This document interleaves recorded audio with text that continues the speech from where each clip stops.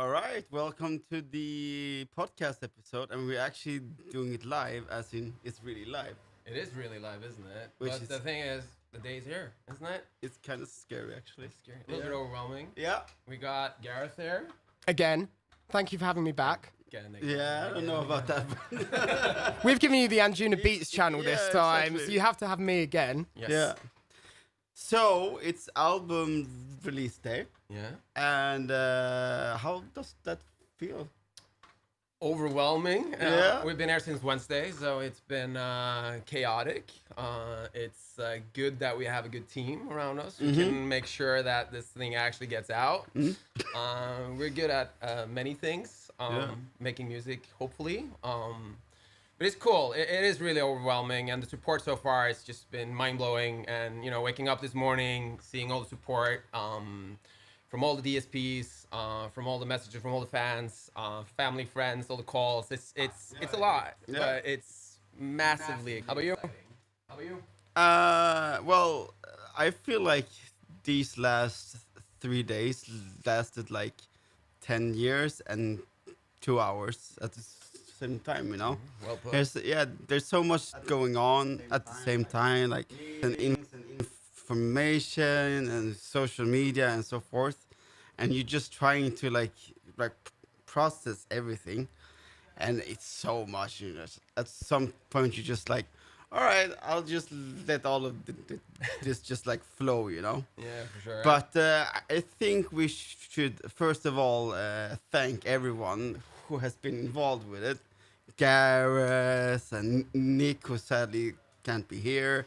Pete, who's That sounds like he's unfortunately who left. is It's at the festival. He's out at a festival. That's what he's doing.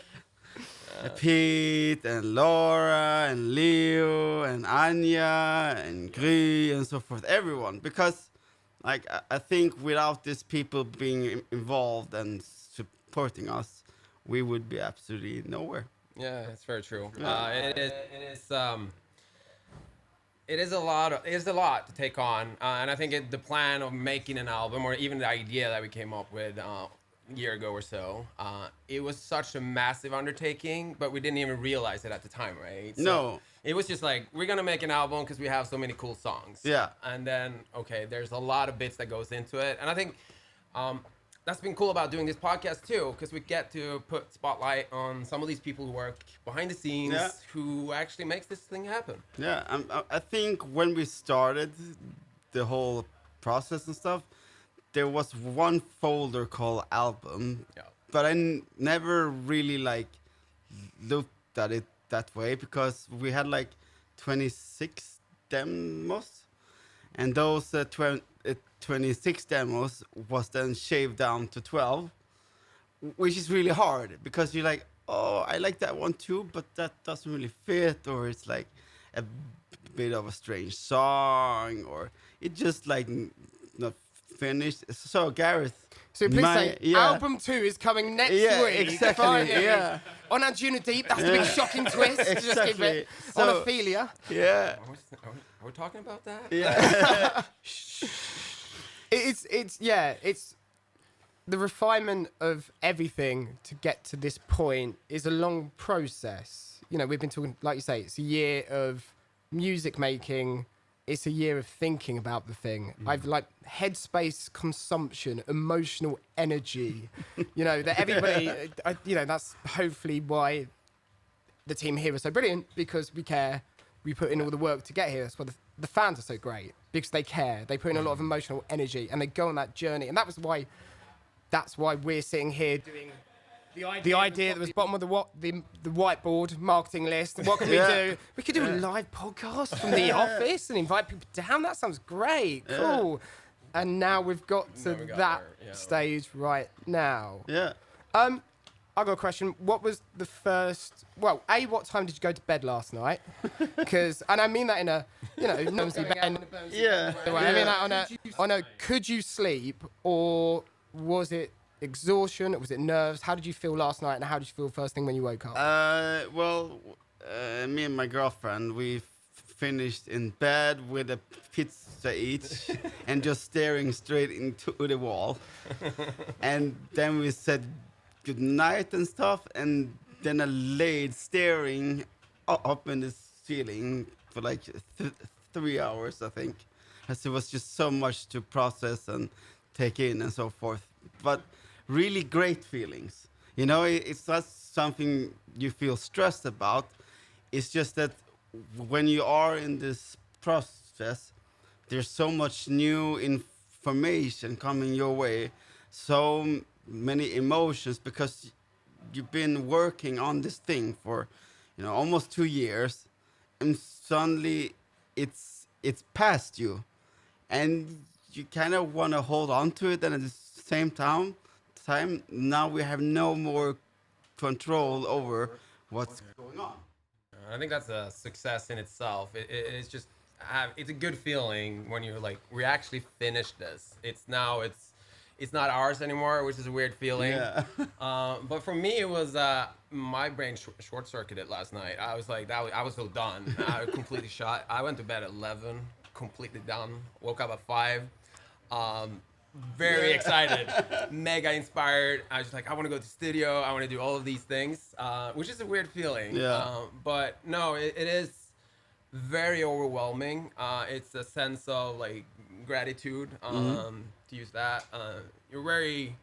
You feel very lucky to be part of it. Yeah, you do. And to share this experience with so many people. And as you said, Gareth, the Anjuna fans, who's been, when we did sort of like the pre-album tour, where we get to test a lot of these records and like see, okay, we could do like these small tweaks, and just the reception and the sort of love and energy we've been receiving has just been mind-blowing. So there's a sense of pride, and there's a sense of hope, and because we really do hope everyone likes it as much as we do.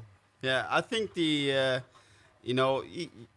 when you throw a song out, there's always different reactions and so forth, but the emotion of it, when you can't change something, now it's out there.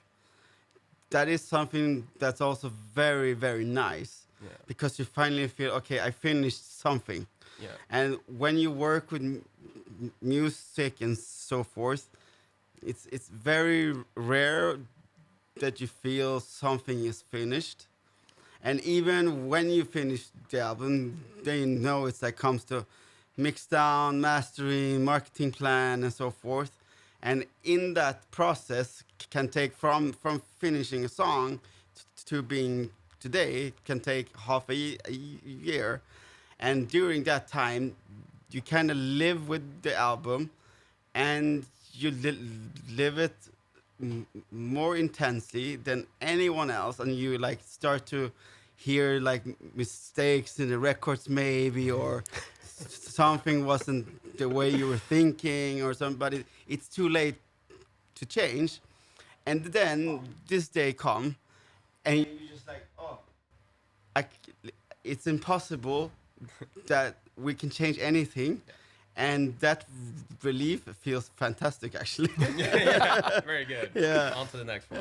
Yeah. So, Gareth, which one is your favorite album song? Oh, Sandstorm? I really like Sun and Moon. Oh no, hang on, that's the other guys. Oh, that was, That's my favorite as well. yeah, I think Peaceful Avenue and the setup on it with the couples interlude kind of, it's always worth the wait of listening to the whole record to get there. That's the one thing that I've listened to it 4 times this week, the whole album right the way through, and obviously I'm biased. That's the job of the label manager and A&R, is to be like that. But it never has dragged for me ever since I listened to the first demos. And when you get to that moment, it's a moment of resolution of the whole record that sends you off happy. It's like a club night when the hit's been played the night, and it's kind of strange having that record that we've lived with for a long time, but that is one of the new ones that nobody's heard really, because you haven't really played it out a couple of times, but maybe not the biggest shows. And you kind of think, well, in a year's time, I really hope that is a record that you close a set with, and everybody knows it because of that. You know, even if it's a small club with 100 people, or that strange place we had that rave after Printworks. That was one of the strangest nights of my life, but it was fantastic. Like, you kind of want to be in that sort of space with just everybody that knows the words. Because there's another song that I've noticed that everybody knows the words to called Influencer whenever I go out. And it's that sort of on the dance floor response that is now the proving of the record as well. Yeah. I think, when we made Peaceful Avenues, we knew it was the last song that will be featured on the album, because the album was more or less finished. And then we sent Jenny some chords, and she said, hold on, I got this idea. And that was the last thing we actually touched on the album, and I feel that song is kind of the small details, all the small details from each song on the album and combined into one thing.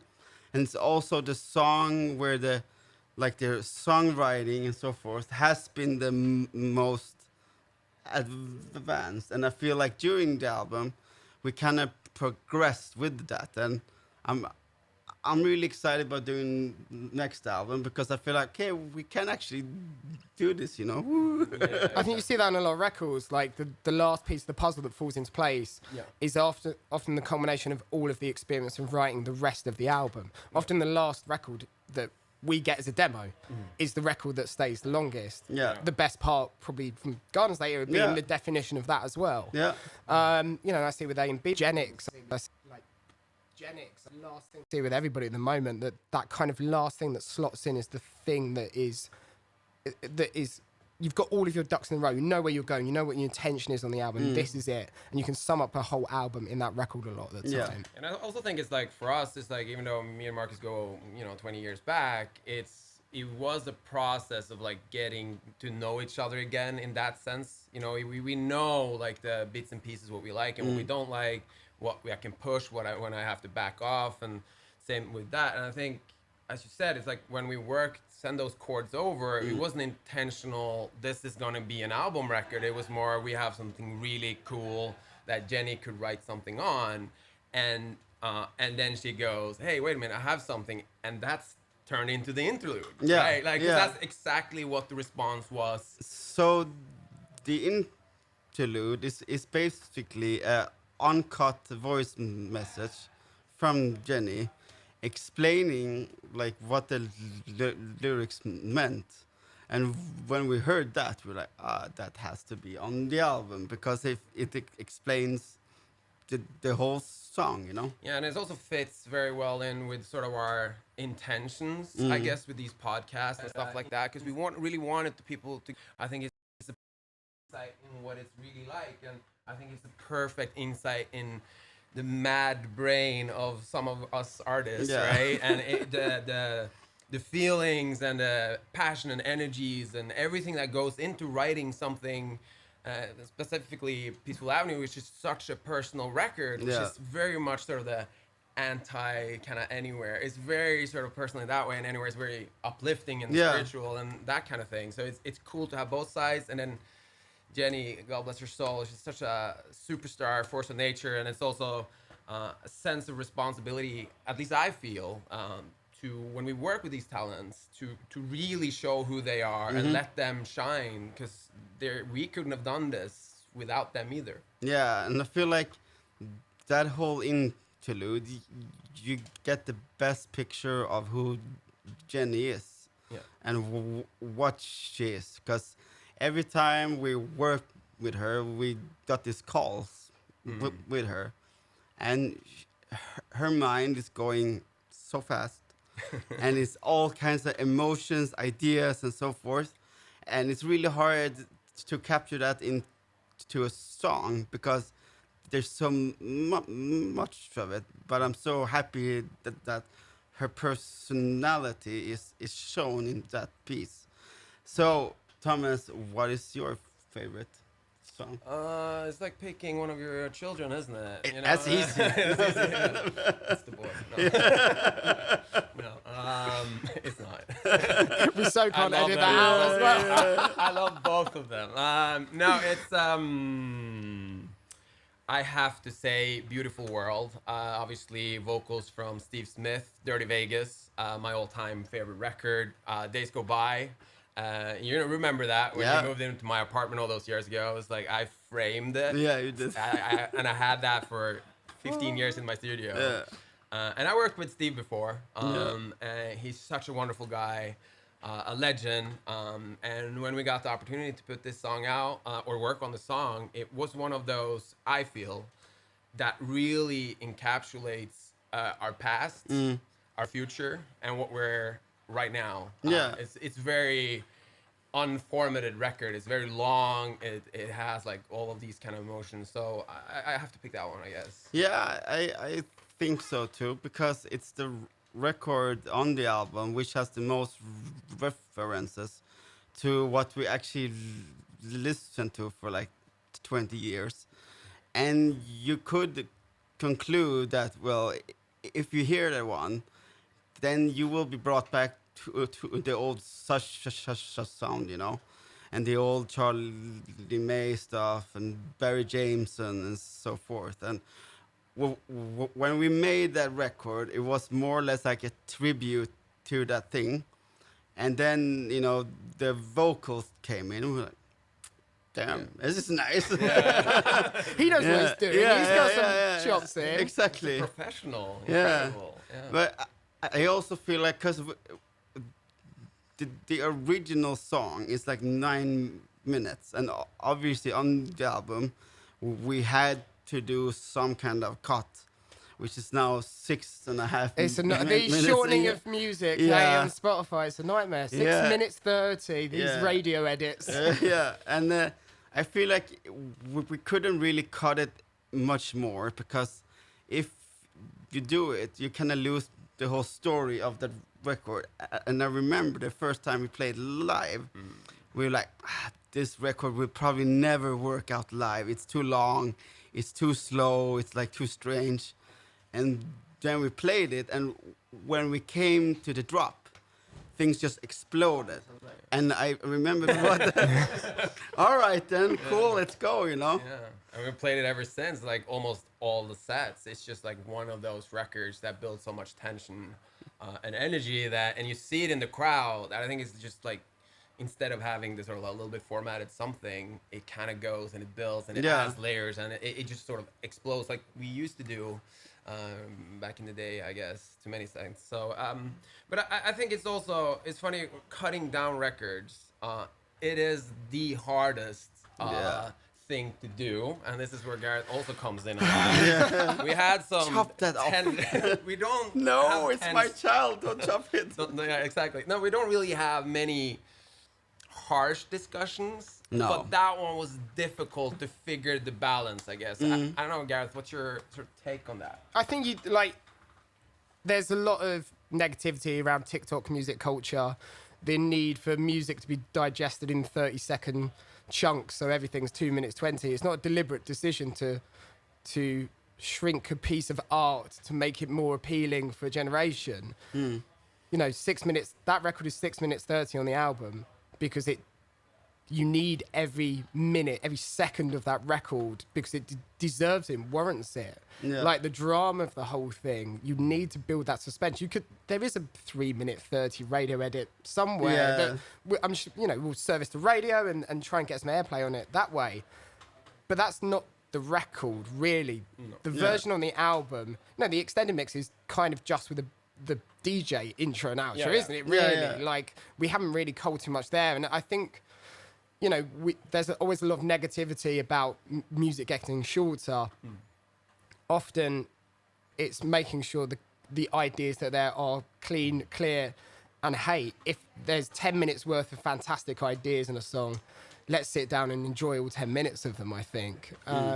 There's a little side thing, I guess, to this whole cutting down to the bare minimum, or whatever you want to call it, arrangement-wise. But it is also putting a lot of pressure on us artists to make sure the core idea of the song is so strong that you can actually tell a story in a short time. It's a different way of telling a story, I guess, or writing a song, because it is very intense. So there's a lot of things that goes into it, and that changes writing, and that's something we always try to figure out. Yeah, I mean, when you look back at pop and you like listen to some songs from Max Martin and so forth, they kind of invented that 3 second stamp. And I think one of the like core songs that was the first with that was Britney Spears, "Baby." One more time, we go down, down, down. Yeah. When you hear that little thing, everyone knows what song that is. Yeah. And in dance music, in like the format we are doing it, we're competing with that on, playlists and radio and so forth. So what we tried instead is going the opposite way, is to explain the feeling of the song as fast as we can in order to say, okay, this is that kind of song, because we can't compete with that like really shortcut form. Yeah, that sugar hit that gets you straight away. But Exactly. we wouldn't want to either, I guess. I think it's like what we want to do is portray a certain emotion, and that's the idea, and that's what we want to feel. I think Anjuna is sort of the big one on that, and A and B as well. It is very, this is the emotion we want you to feel, and the Anjuna fans is very passionate about that. Yeah. So that's also something we want to incorporate. I feel like when you go to above and beyond the concert, no one will ever say, that song was a bit too long. No. No, it's more like, could you play 6 more minutes, please? And I feel like just the same thing in what we do, but we just want to make sure that some of the songs we do fit the popular format as well. And with that being said, when we found the Anywhere vocal, how did you feel? It's just one of those things, isn't it? It's really hard to explain that thing, because it is obviously what it was, and we're like, how can this exist and be available in kind of sense? Because it was so powerful, and it was the most easy song to write, but the hardest one to produce, because it is kind of sugary and it's kind of all of that, so it's easy to take it too far. Yeah. And that's always a challenge, because the song was written in 15 minutes with the vocals and pianos and all of that. So we have the song and we just sit there, and how can we make this an anamē record that test the time, fits markets, do all these things, and make people want to hear it over and over again. So yeah, that was it was difficult. So when you receive a vocal like Anywhere, your first initial thought is, I will definitely ruin it because it's too good, okay? Yeah. And then you start to like work on it, and once you like got the core ground, you're like, okay, this is great. And then I think we'll let it rest for like about 2 weeks, and I kept having the melody in my head, but it's such a really strange melody in the way it's sequenced. So it like putting down the melody line took like 3 hours of note for note for note for note, just to get it exactly the way we want, because it's not really in sync either. It kind of feels like a something that is playing, live. It's like, and so when you work on something like that, you want to make sure it's not overproduced as well, but you spend so much time on it. Yeah. So sometimes you feel like, okay, it's ready, and then in your head it's like, you could probably spend 3 more days on this, but don't just leave it. Yeah. And I think that was the big challenge, is keeping sort of organic Yeah, It is like a very sort of, it could be a piano ballad, right? Yeah, it could be that. Yeah. And it does probably will exist like that at some point, but it is hard to keep organic sound when we use computers, which are static, right? They're completely static. Yeah. That's the whole point of it. It's very exact. And when you play a guitar, you play a piano, there's, you can't play it exactly the same all the time. There will be variables. And that's, I think, where we got that one right, and that's why they spent so long on it, was to try to get those live feelings where the notes are, none of them are the exact same. There's filters and all these kind of like nerdier things that we don't have to go into now, but it makes it, you can't replicate that sound. Yeah, it is impossible. Yeah. So Gareth, what was the first time you felt that's actually a nice album? What time did I get up this morning, actually? Yesterday? Yeah. When was the first time? That's an interesting one. I think when I came over to see you guys in Sweden, so that's like February, it felt like things were falling into place a lot more. I think, in a funny kind of way, so much of, for me, this campaign has been alongside the journey of you guys as an artist. You know, your first record is Gratitude with the Bun Beyond, and obviously I work very closely with the Bun Beyond, so that's working that record. And then you kind of getting you from that point to where we are now has been a whole journey with ups and downs and influences, and all of those things that that things like music that I feel very passionate about, an artist that I want to tell the story of, and finding the best format to tell that story.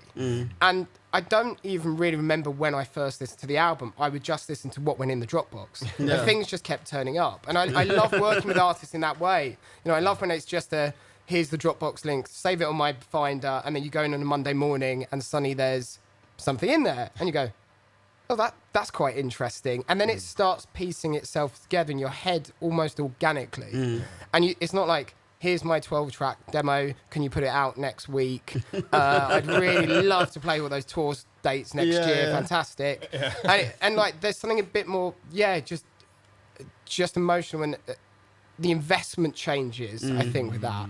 And, and then we talk a lot of stupid bonkers ideas all hours of the day, and some of those bonkers ideas have made it out into the world, and we'll probably save some of those bonkers ideas for the next one and the one after that. And I think that's quite important. I think we've always said with how Anjunabeats works with artists, this partnership, it's like we want to develop all artists to be the biggest artists in the world, and we take great pride in telling that story and finding fun ways to do it. And if we're all having fun, like it, to a certain extent, it would have mattered if some of the highs that have happened on this campaign had happened, as long as we felt that everything that we did was kind of what we promised and what we upheld our end of the bargain, so to speak.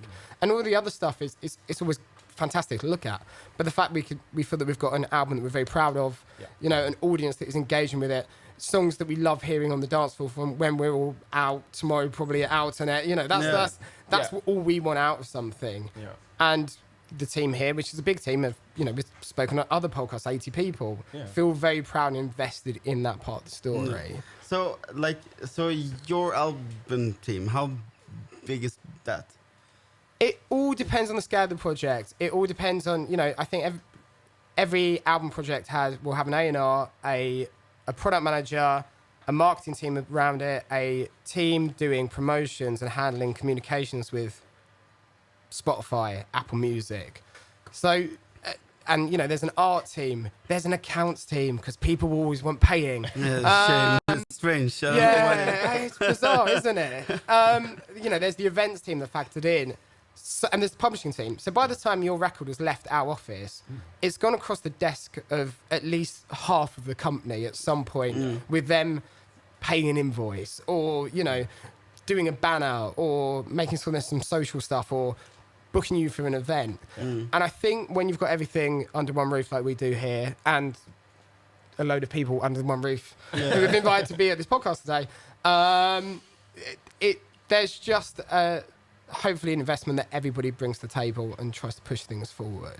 Yeah, because when you do the album, you as an artist, you're like, when you start on it, you are just in contact with two people, and like all the feedback comes from those two people, and then you have people coming up to you. Ah, I worked on your album. I did that, and and then you see, oh man, it's like the 30 people. It's kind of scary. Like, But it was like, it's my favorite part. Yeah, like, it's yeah, almost yeah. the favorite part because we've been here since we started probably 6 times,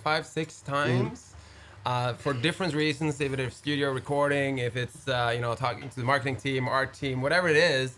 Every time we come here, it is that energy and the sense of pride, I guess. At least that's how we perceive it. That they have pride in this product, they feel connected to it, and that helps us a lot to really like understand the sort of what we're trying to do, and they're also on board with that and help us push that way. Yeah. And I think it was funny when we talked about this Dropbox folder, because when we had 26 ideas, that was a Dropbox folder, and then there's just popping ideas back in there every day because we would send probably all the ideas. Yeah.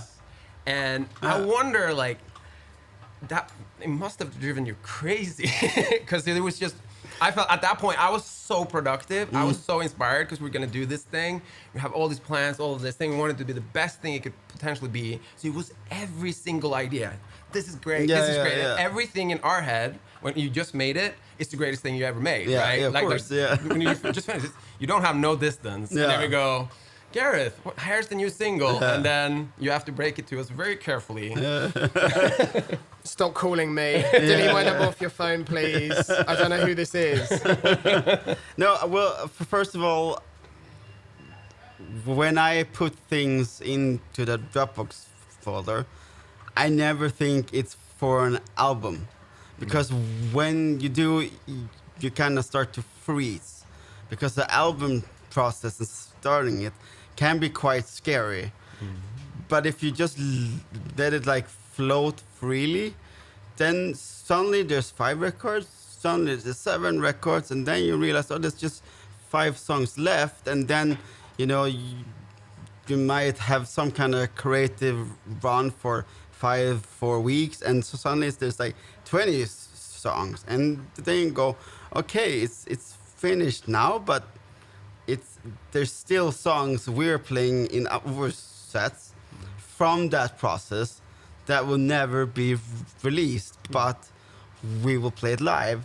So we have an extended album in our heads, and that's kind of a nice feeling too, to have something to add to it when you know that, okay, people can only hear this live, and you don't feel like you show up, on like a club and have 12 songs you play in the same order every time just to make an album set. It's a fair point on what's next. Yeah. What do you think is next? What do you want to be next?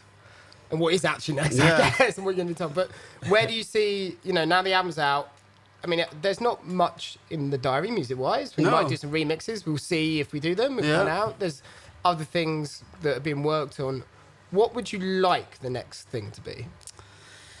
Think we should do some kind of club EP at some point with some clubbier music, and then I think both me and Thomas would like to go like far out in the forest in like some cabin and just sit and write songs, and then like 2 weeks after that we call you and say, are Start a new you Dropbox folder. ready yet? Yeah. I don't want the next album process to drag out more. I kind of want it in like a short period of time where we sit down and at least do all the writing. Yeah. Because I feel like with this album, it was back and forward, flying back and forward, files back and forward.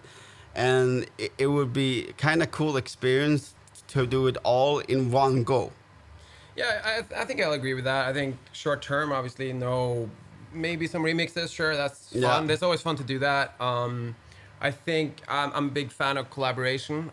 There's some artists out there that I'm a big supporter of, that I'd love to try to do something with, just because of before I go into the next album process. I mean, I have ideas in my head for the next album already. That's not that, but just going, maybe doing some collab records with some artists that we really look up to, just to get that new input, some fresh input, some new ideas from them. And then, as you said, maybe we go somewhere, set up our studio in my cabin in Norway or something like that, and stay there for 2 weeks. And perfect, and just then quiet. And then here's the new album, Gareth. Yeah, you know, it's also like we spend so much time finding vocals. Yeah. Because finding vocals is one thing, but the vocal also has to mean something, and it has to mean something to us. Because we can't just put something random out there just because it sounds good or it's by a famous singer or whatever. We don't care who sings it, in that sense that we will never choose a vocal just because someone special sung it. It has to mean something. And that hunting period where you try to find the best possible available things, and like you're trying to find out, okay, what do we like on this works, what doesn't work, who is great to work with, who doesn't it working with. That whole process is like almost more time consuming than making the songs.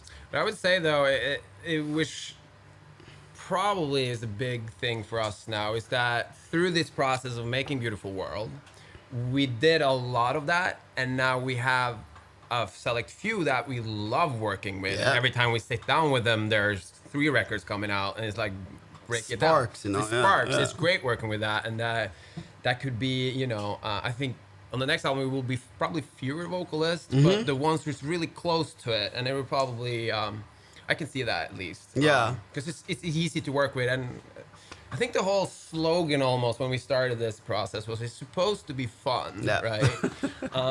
And that is fun when you're sitting in the studio with Lydmo, and it's just sparks flying, or these wonderful video messages where she goes on a rant for 4 minutes about freaking out about the song she's about to show us, you know. You know, we love that. And that's fun, and that's creative, and that's where the really good songs come from. I think with this podcast as well, we kind of like try to put people into our heads of what the process looks like.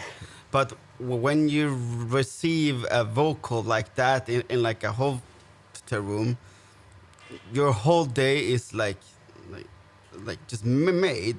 Because you finally like look forward to come home, work on that vocal, and spend a whole week on that. And I think it's hard to explain that feeling if you haven't really been there, but I hope that people understand that like that whole process is one of the most happiest process there is, because you get to kind of show the whole world what you've been carrying inside of your, you know, small head for like 4 weeks. I think I wanted to ask you, Gareth, because I wonder if that, because obviously we work really close with you, and I wonder if when you get these songs, when you know we had that experience first, does it affect you as well? Do you think does it come across? I guess that's what the question is. I feel the same as you do when I hear your development of those ideas. You know, and people here will probably say it's weird when the guy sitting opposite them closes his eyes and sits at the desk with his headphones on really loudly, sort of thing. But I feel the same sort of enjoyment and privilege of hearing some of these things for the first time as well. And whether it's the studio, whether it's out and about, wherever it is, you kind of, you know, some of the songs that we've signed over the years since working in A&R, like I know where I was when I heard them for the very first time because of the importance that they had for me working with that artist at that moment. You know, Sunny Lack since Lados, I know exactly where I was when that record first hit my inbox. And it doesn't even have to be a song. It can just be any piece of art that I think really defines the artist and go, that's them. That's the thing. You know, that's the thing that we can champion, invest in, and really bring to life. Yeah. And it's a huge honor to work in this business and be able to do that. I mean, we hope.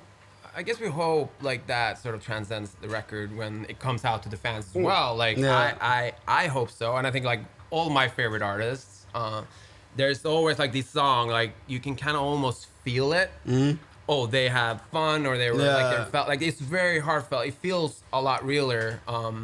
So we hope that comes across. And I feel like there's many albums there where you can feel the struggle of the artist too, because it's the artist still gotta eat and breathe and so forth, and when you get an album or something and you just feel like, oof, this been a hard process. I think people can feel that too, and when you're in like a positive space of doing these things, it's so much more easier. So I think that's also one of the things why we decided to work together, because being alone, you will always have ups and downs and doubt and so forth. But whenever one of us feels like, maybe it's not my day, then it might be Thomas' day, or vice versa. I was going to ask, and we'll get some fan questions from YouTube and stuff in a minute, but like, how has your relationship changed in this process? Because when we all first started talking, you were mates first and all these things. You weren't artists, you weren't even collaborating together at this point, and obviously you had a long story and heritage together. But when it started getting real and when things started to happen, looking back, do you think your relationship has changed? Obviously, I hope you feel stronger going down the process. You hate each other. 2 years with this guy, please. God. It's enough. Last album, Album tour, oh no. No, I don't think it has changed at all. And that's why Thomas is one of the best partners you can have. It's a very stable guy, For me, well, kind of stable at least. That's the nicest thing he's ever said about you, isn't it? Outwards stable. Okay. But I don't think our friendship or relationship changed, and I don't think it has changed much ever.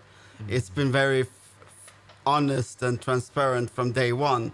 Yeah. Even when we just met, there's never been unanswered questions or weird things going on, and I think that's the strength. I know what Thomas thinks. I can look at Thomas' eyes from across the room, and I know exactly what he's thinking, and he knows exactly what I'm thinking, and it's just a small wink or something like, and he knows exactly. So we don't have to like find out where our friendship is or what Thomas likes or what I like. We already know that. We already know our reference points too, because we've been playing together for so many years. I found a picture yesterday. Yeah, I saw. Where we've got to put them online. Look like we're like 14 years old, Small children. Yeah, and that's been about 20 years ago now. Yeah. So over 20 years, you kind of find out what you like. Yeah, I think it's obviously we can be brutally honest. Yeah. There's no ego there, and also we were very clear on that, and I think we were clear on that with Anjuna as well. It's like if this process in any shape or form would put us in a position where it could jeopardize our friendship, it's not going to be worth it. Yeah. So that's been completely clear. But I think the only thing that might have changed is we got even closer, probably, because it was a writing process for me as well, like getting back into writing, because it was just always been there, but I was like too wired up to not like to do it, and coming back into it and having ball up all of these ideas, and then just maybe having you as a filter to sort of, okay, this is that, and then finding, okay, this is what this is. I think that brought us maybe closer in that sense, but it hasn't changed, and it won't change. Yeah, and I don't think it's like a process like this should change you as a person as well, because there's so many things that could change you. Yeah. There's the touring, and there's what's going on around the touring. There's the fame, which isn't really fame because no one really recognizes you on the street unless they're really fan of you. So nothing really should change you, but yet it changes people because suddenly you're in the spotlight. But what I do think is that spotlight is probably just 10 minutes, and then that light closes off and you still just yourself. So in order to maintain your own personality, it's sometimes important to separate yourself from the artist. Yeah. I'm an artist right now, but in 5 minutes I'll just be myself. And the closer those two things are to each other, the better you will survive in the scene, because you can never play a role so long. It just hit me. I wonder. Obviously, we don't have an ego in this. It's not attached to the music. Isn't attached to that, so we're able to separate that. But it just hit me when you're talking about it. Maybe it has something to do with I'm Thomas, you're Marcus, but this is our baby called Anamē. Yeah. So this is something we create together. So it's not me. Yeah, so I yeah, don't have to change. exactly. I just have to be me, and you have to be Marcus, or else there are no Anamē. So we can protect that in a whole different way. I think that's been healthy. Yeah. And also, I must just add, and this is a big thank you to the Anjuna family, of course, but the company Anjuna, 'cause they really take this seriously. Yeah. And this is the first place where I could feel where I could be 100% myself, and that's what they want, and that's a big thing. And I think that is why Anjuna has built this thing they have with the loyal fan base, and they stay forever. It's because it It's is real. a free Yeah. it's a free space where they can be themselves, and that's a powerful thing. Yeah, I think when I see the pictures of artists and videos and so forth coming from Anjunabeats, it's not like a fake personality or like a fake created artist. It's real, and I think that's when you come as an artist here, you feel like, oh, I'm actually valued for who I am. And in this scene where social media, Instagram, you always capture your most perfect day and your most perfect coffee and so forth, and you only showcase the world the most perfect things. And I would kind of like to be able to showcase what I do without it always being perfect. Without the filter on it, that's exactly. what it gives you. Yeah. I had a question from Ian Pike. What music and DJs are you listening to at the moment? Oof. When I'm home, I listen to a lot of Guy J, James old school James Holden. I listen to Danny Howell's mixes, like old school mixes. I don't really consume much new music, and when I do, it's obscure, really weird techno stuff and ambient and things that no one likes except for me and 3 others. I think it's important to just say that we know a lot of people and a lot of DJs. A lot of them are friends, artists are friends. So they send us so much music, like the Yados, the Casablancas, and the Sonins, and the Pavos. And they send us so much music. So we're very much in tune with that, and that's what we really listen to in many ways. And then when it's not that, it's usually quite obscure, and different. I feel like if I would listen to my own sound at home, consuming it, I would probably go crazy because you spend so much time on it, and then I would start to compare, and I don't want to compare. I don't want to listen to what someone else is actually doing. Well, I like to hear it, but I don't want to be deeply involved in the sense where it like that starts to affect me. And I think that's one of the hardest things about being a music producer is that when you start on something, there's always a reference of what you like. Yeah. And then when that reference, you know, starts to be the strongest thing in your song, it's so easy to lose your own ideas because you try so hard to copy it. So whenever I consume music at home, is nowhere near of the things that we sound like. And a question from John Clark. Which of you is the better DJ? Definitely me. For sure me. No. I don't know. No, I think we started DJing at the same time. I think we're equally bad. Yeah, terrible. Good answer. How does it differ when it's one of you up there versus two of you? All right. Well, we have some different mixing styles, though. Yeah. Thomas likes to mix like quite like with the faders really slow, and I like fast things. So when you hear a set, you can actually hear some minor things, but it's not that much. No. We try to prepare the sets together. You know, if it's like a big show, we plan the set, which songs we're playing and so forth.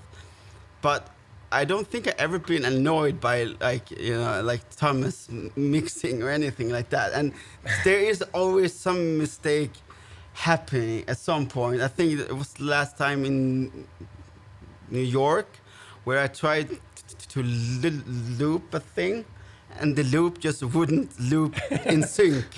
So suddenly it was just, and I was like, that's my first train wreck in like ages.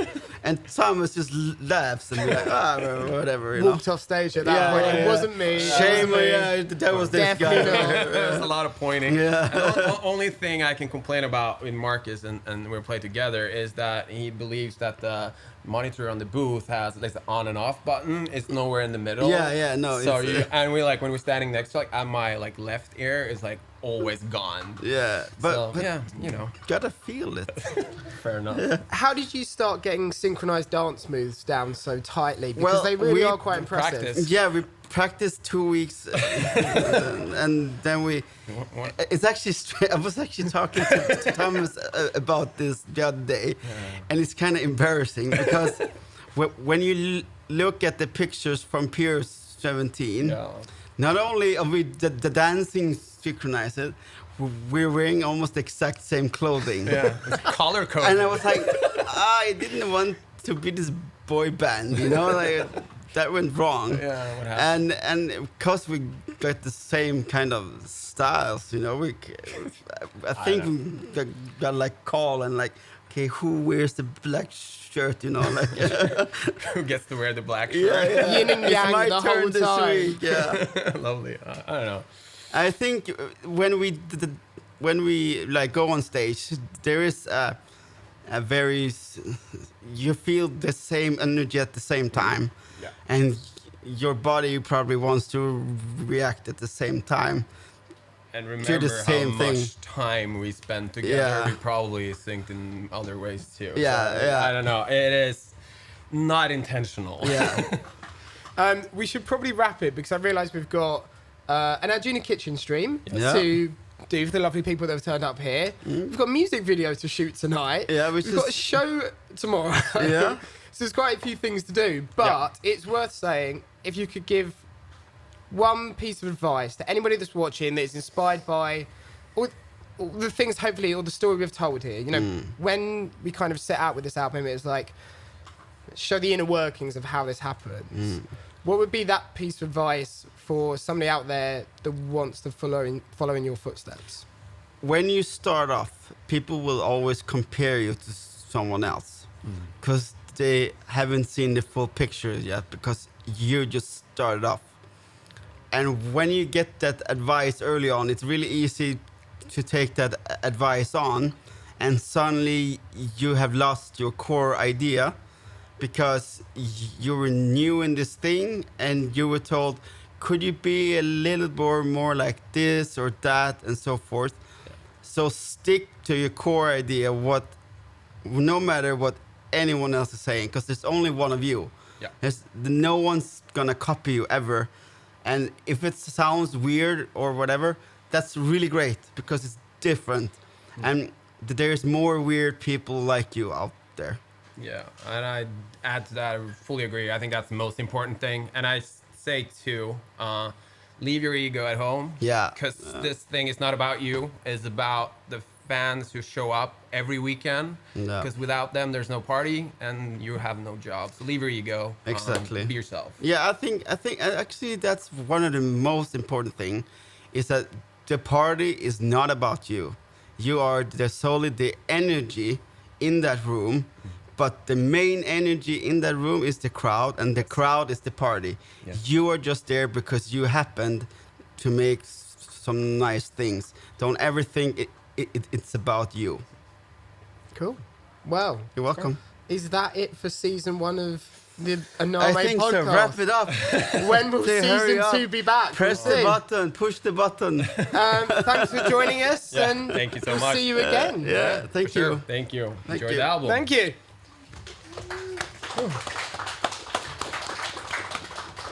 Awesome.